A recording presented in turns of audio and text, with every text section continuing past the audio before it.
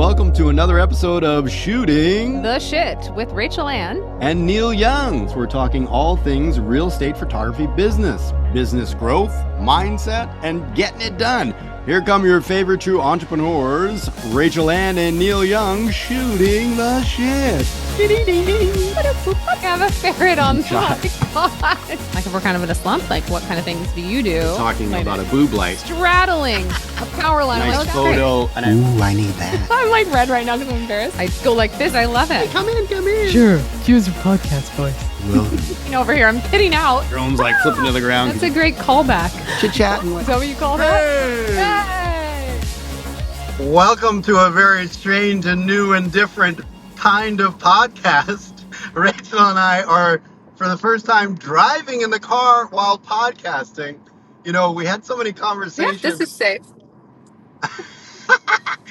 We had so many conversations where we were like, man, this should be on the podcast. And we thought it might be fun if you don't have a phone call buddy while you're driving to rant about whatever's going on in your day.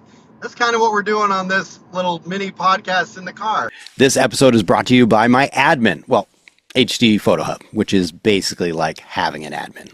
That's right. And it's not just a delivery platform. It's a powerhouse designed to make your work shine. From stunning teaser videos and social media reels to custom property websites and polished printable flyers, HD Photo Hub automates it all so you can focus on what matters, growing your business.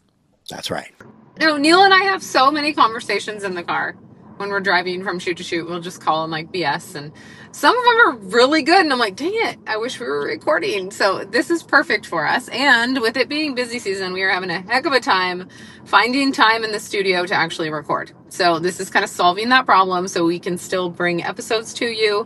They're going to be a little bit shorter and more conversational because we don't have our notes in front of us. They're not pre-planned. It's just going to be kind of us discussing different topics. Yeah. And I have a very fancy studio setup right now. I also got one of those suction cup things. And I've got like the vanity mirrors are lighting me because it's dark here already. So yes, it is 5:47 in Seattle right now, and it's absolutely beautiful out. So we've still got, lots of sunlight. But poor Neal, he's in the dark. In the dark. But that's all right. I'm most comfortable in the dark. Yes. All right, well, let's jump into it. So I got a question from a friend of mine who is also a real estate photographer. Yep. And he's been at it for, I don't know how long he's been in it actually, but he had a very good question, and it kind of made me think about the way our clients view us and our services and our pricing. So his question was, who do you use for an editor? He was like, hey, actually, I might be able to use your help on this. I could probably save money with my editing. He said, who do you use for your editor and how much do you pay? I pay 90 cents an image, is what I told him. And I've had the same editor for over 5 years. And I said, I tried to sign on with a new company last year and tried again this year. And it was just this back and forth for over a month, trying to get it dialed in. And then the number that they came back with, knowing my budget, was way higher than what I wanted. And I just felt like it was like a waste of my time and effort. And I'm like, I don't think we're ever going to get there. So I decided to just stick with my editor that I have now. And I'm happy with his speed of delivery, right? He always gets back to me like super quick when I have questions. He gets our photos back the next day, usually around 8 a.m. If we have really late jobs, they come in a little bit later, but that helps us meet that deadline. We tell our clients they get photos back the next day by noon. So that ensures that they're getting their photos. His editing is very consistent. He doesn't being with him this long. A lot of times editors will be really good in the beginning and then they just start to make all kinds of mistakes. It's like they give you their best editor the first month or two when you're with them, and then they throw you the old or the new guy. Then you're stuck with all these mistakes. So I feel with this guy, we really have dialed in what our style is, and he knows that I only want the best editors. I've told him that multiple times, and he holds to that. So to me, it was it's worth the 90 cents to pay for the editor that I know, like, and trust. And I know I'm going to get consistent results. I know I'm going to get it on time. I don't have to stress about it. And to me, it's worth the money. Yes, I could probably save 10 grand a year if I switched to someone cheaper, but for me right now, and the style that we have and the editing that we have, it's different than your basic HDR edits. These aren't basic edits. They're a little bit higher end with Flash. So there is a little bit more that goes into it. His response back was, "Thank you. That's exactly what I needed to hear." And I was like, wow, that's awesome. Like, because I think he was thinking, I could probably get it for cheaper and it's all about the money. And then when you really think about it and you realize, like, I've spent all this time building this relationship with this guy and growing with him and, developing our style, it's like to start over it's just a lot of work and a lot of effort. Yeah. It's not always worth having to chase your tail around so much. Yeah, I agree with that. That makes sense. I mean, and I get trying to cut back on costs and everything, but there's always a couple ways to go at it. It's like if you're happy with your editing team and they give you, reliable results, then there's other ways you can make up that money. Like the difference in that editing cost on an average job from say 60 cents to 90 cents. What's the difference? $5-10 or something like that per shoot. You could easily raise your prices $5 and no one would even notice. Exactly. So, yeah. Or because you have that consistency and that higher end look, you're going to get more clients because of that, Right. and they just love your photos that much more. Yeah. So this made me really kind of start thinking about our clients and how they hire us, and so many times they're shopping for price, right? They're like, oh, but you're so expensive. I need a cheaper photographer. And it's kind of the same thing. It's like, well, you can go with the cheaper one, but you're probably not going to get consistency. You're probably not going to always get in when you want. You probably won't have the fast delivery. The quality is probably not going to be there. Like all these things that you come to us because you get the customer service, you get the quality, you get them fast. That's why they work with us, and we're worth it. Like, yeah, we're a little bit more, but it's hassle free. You're not going to have any issues. So That's a I huge just kind thing. of correlated. What? I was just saying, yeah, that's a huge Sorry. thing. I mean, I've heard that a lot. I was just listening to a podcast about that. Just reliability. People go to like fast food chains just because they know what they're going to get. They walk in there, they know what they're going to order, they know what they're going to get, they know that it's going to be consistent. It's going to be the same thing every time, and that's a big deal to have that. Now, if they go to a photographer it's going to be 50-50 if it's going to be what they're looking for, they're not going to want to work with them anymore. Yeah. Exactly. Yeah, and it just makes me think about, like, it's more about the value that you offer than just your price. And that's how we should be positioning ourselves as photographers. We're not the cheapest in town, but we provide the best service and we're going to be consistent, and that makes you sticky, as Neal would say. Neal's famous sticky term. That's right. But it really does. It gets people to come back. It gets them to stick around when you take good care of them. So I just think it's something to think about. It's not always about the price and what you're paying. Sometimes it's worth the money. You do get what you pay for.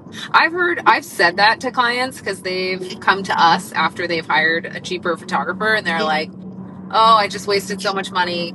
I already hired this photographer. I'm like, well, you really do get what you pay for. And same with stagers. A lot of them are like, oh, this stager, I just didn't want to spend so much, so I went with the cheaper one. And I'm like, well, you really do get what you pay for.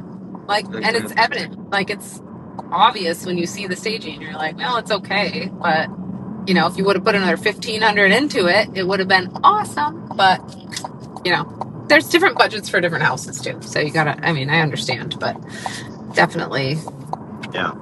Yeah, money's not the only thing. That's not the only way to succeed by saving money or by having the lowest rates. There's a lot of ways you can provide value and a lot of things that can attract clients, and being the cheapest or isn't always the best way, and then just trying to save the most money on every shoot isn't always the best way or isn't always the easiest thing. Because I know what you're saying. Yeah. When you get a new editor and like half the time it's good, half the time it's not, you're just beating your head against the wall, and it's just not worth it. It's such a frustrating thing to have to deal with every day that, yeah, you're like, oh, I will gladly pay somebody $1 each edit to not have this pain every morning. Right. And that's like when you go to Disney, they have that whole, like, you can pay extra for that, like, speed pass, like people are like, okay, I could stand in line for 2 hours, or I could pay whatever. I'll pay $100 to not stand here for 2 hours to just go on that ride right Right. now, right? So, Exactly. yeah, I know. And it's like I mean, obviously when you're switching to a new editor, there's going to be an adjustment period and like some pain within that switch. And that's expected, but it's like, don't do it. Try to do it in busy season.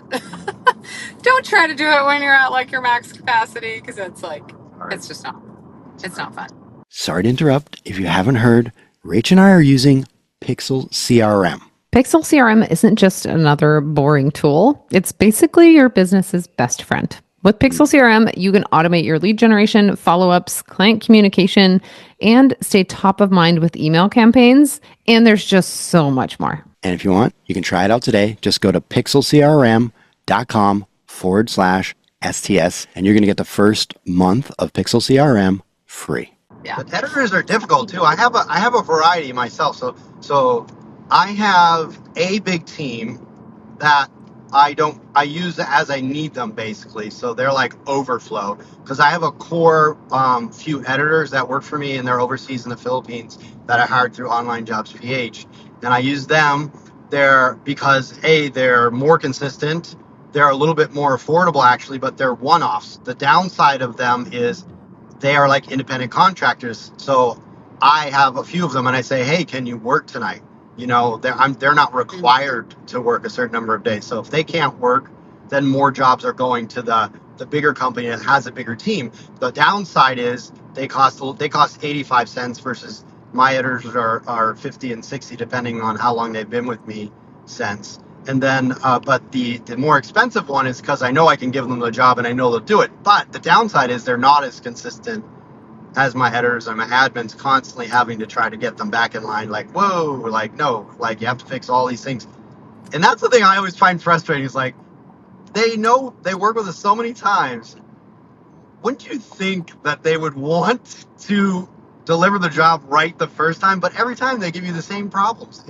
And I think it's just because they have more people and they work with a lot of clients, so it's harder to get them all on point because they're probably not having the same editor every time with them. It's probably multiple. Maybe I should request that. Maybe I should request, hey, can you just give me 2 editors? But I think the problem is because I fluctuate in my jobs, that might be harder, you know? Yeah. Well, and think about it too. Like I asked my editor to send me a picture of his team. And he did. And it was like a room filled with like 20 people at computers. And I'm like, oh my gosh, well, no wonder. Like it probably just goes into the queue and it's like whoever's next to edits your stuff. So if you think about it that way, like maybe they don't have the client notes, you know, and it's same with like our clients. Like we have certain clients that require a white arrow over the house versus a red arrow. And it's like, if those notes aren't written somewhere where we can see it, the client's emailing us, which just keeps happening. And I'm like, you guys just remember that whenever we do Wendy, it's a white arrow. It's not a red arrow, you know? So, that's and tricky. it's those little things, but think about the big team and the communication and you got to have the systems in place. Like it's really, you know, it can be a lot. So, okay. Sure. I just made it to my destination. I'm picking my son up from football. So I have a couple of minutes, but I'm just telling you right now, we're going to get interrupted. Anyway, No, that's fine. I think, you know, I think it's fun just talking about a quick little topic like this. And maybe while people are doing a quick drive, they can listen to it. I think that's cool. So, yeah, I mean, that's all I want to say about that, I think. But unless there's something else you wanted to get add. No, I think just know your value and hold to it and market yourself as more than just the cheapest photographer because it's not about how much it costs. It's about the services that you're providing, I think is the big takeaway. Right? Agreed. Cool. All right. Well, we'll probably see you again on another car drive sometime soon, right, Rach? Yeah, heck yeah. This is way easier than setting up the podcast setup. I know, right? We can do 10 of these a week. Woohoo! All right, guys. Have a great day. Enjoy the sun if you're near it. Bye.